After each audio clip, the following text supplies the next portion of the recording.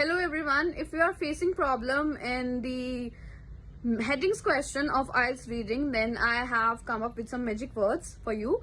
So as you can see in this list that there are two lists in which first one is that there would be some words in the headings, and the second list is if there are these words in the headings, then which words you have to find out in the passage, and if you have those words in the passage, then that heading is the answer for that paragraph. Do you get it? For example, figures say it all is your heading. तो figure आ गया आपकी heading में, right? So in the paragraph, search that in which paragraph they are talking about the numbers, figures, as I have mentioned it in the list. तो जहाँ पे भी आपको numbers, figures कुछ मिल गया है, that heading is the answer for that paragraph. So you can go through this list and I hope it will help you.